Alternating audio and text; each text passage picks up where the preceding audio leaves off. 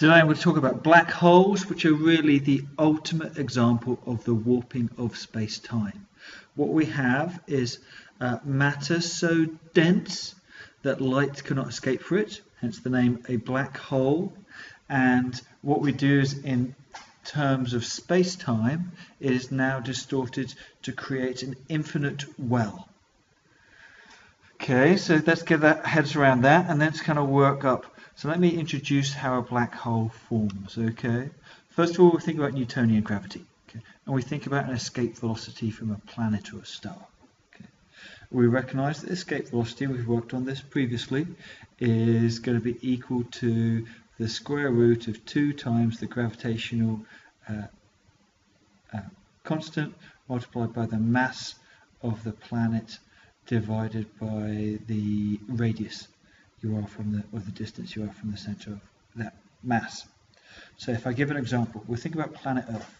There's a radius of 6,470 kilometers, a mass of 5.97 times 10 to the 24 kilograms, and if I plug those numbers in, I get an escape velocity of 11.1 kilometers per second.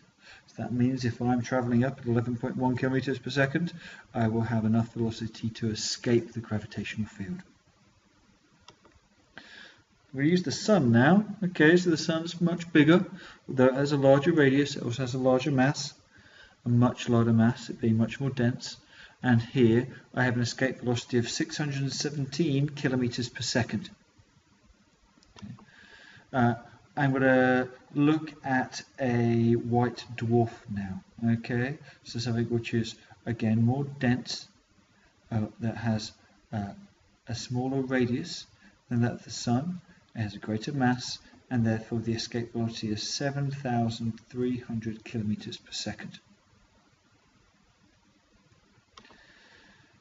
Now, if I think about a neutron star, so again, I'm looking at something which has got a much smaller radius, large mass, so it's much more dense, and this time my escape velocity is 163,000 kilometers per second, or about that of half the speed of light.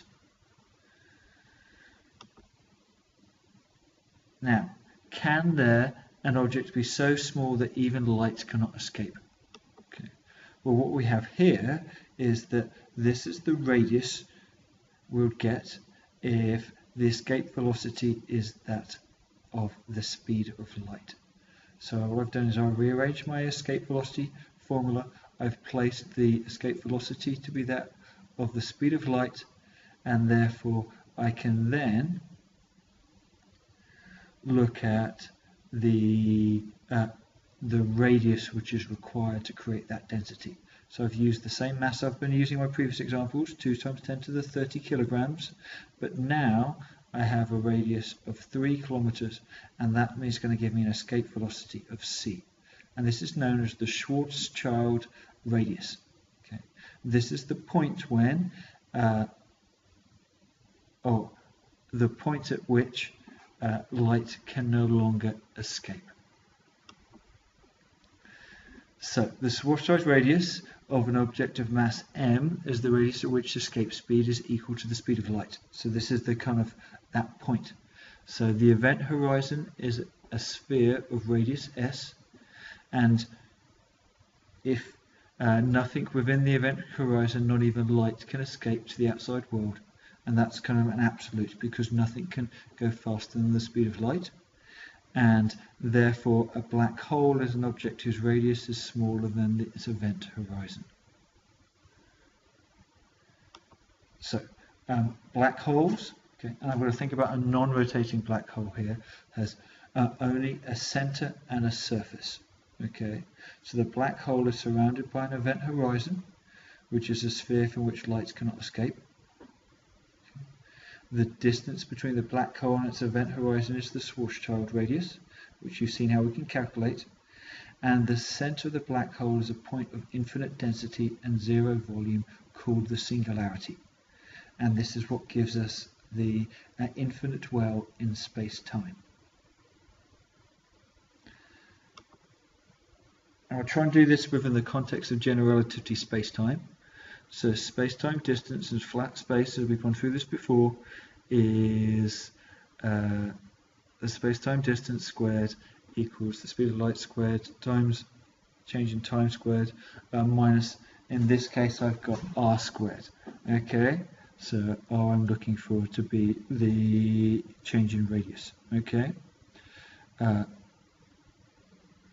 we recognize that the time coordinate has a different sign than the spatial coordinates. So this is space, this is time, and those two things describe space-time. Now, I'm now going to look at a space-time distance with a curved space of a point mass. Okay. Now, I'm not too worried about the derivation of this. It's just an example for you to follow through. And what we have here, if I rearrange, so we go here, from this point, and what we have here is 1 minus 2gm c squared r. Okay. What we're thinking about here is this curvature due to a point mass m, and this can be rearranged. So what we have here is, if we have this point mass, then space-time can be described by this formula here. Okay. Rs is the Schwarzschild radius, r is the distance from the point mass, and the change in r squared, the change in r is the relative spatial change, and the change in t is the time change of a location in this space-time. So space described by this part of the formula, and time described by this part of the formula. So what happens if r goes towards rs? Okay, so if r is much greater than rs, then everything is okay. We've got time and space, but there is some gravitational time dilation, and there is some length contraction. Now, as r gets smaller and smaller and smaller, then what happens is time goes towards 0, whilst space goes towards infinity. At the certain point, there's a point when we're crossing over, and so the radius becomes less than the Schwarzschild radius, and the sign suddenly changes. So we've got time, which is minus, and space, which is positive. So space passes, and everything falls into the center, and there's infinite density at the center. This is the singularity. Okay, so this is the point when you're in that area, then the idea of, I guess, motion through space becomes kind of crucially distorted as much as we can possibly imagine. So what happens to an astronaut who falls into a black hole? Okay. Far outside, nothing special. Now, falling in, unfortunately, long before the astronaut reaches the event horizon, they're ripped apart by tidal forces. And that's the fact that the change in gravitational force due to this huge mass is going to be so different across the length of the spaceman that he is going to be ripped apart. Now, from an outside observer, though, from the distance, the astronaut becomes more and more redshifted. The astronaut clocks go slower and slower and slower. And so the outside observer never actually sees the spaceman crossing the event horizon. They'll be slowly and slowly approaching, but this, because the gravitational force is slowing down time, then the perception for the outside observer is that the astronaut will never reach the event horizon. So what we have here is known as black hole time dilation. And what we see is the time on person's watch from the far from the black hole's event, and they'll see a change in time, and observing, and then they have the time on the person's watch close to the event horizon. Okay. And the key thing to notice here, and again we're thinking about Schwarzschild's radius here, is that eventually time stops, or the perceived time stops.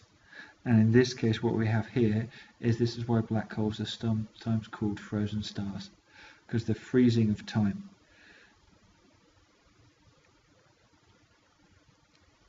And what do we mean by that? Well, what we're going to see here is eventually we've got 1 minus Rs over R. When R becomes close to Rs, it becomes almost 1 minus 1, so it becomes a number divided by 0, which causes the change in time of the person close to the event to be 0 compared to that of the time watching in the distance. And that's the root cause of this situation. So that's black holes for you. Again, this is one of those things that you need to take a little bit of time to get your head around. Do any further reading, go back through any of the statements I've made, and then we're going to try and practice some questions and practice getting you a fuller understanding of this situation.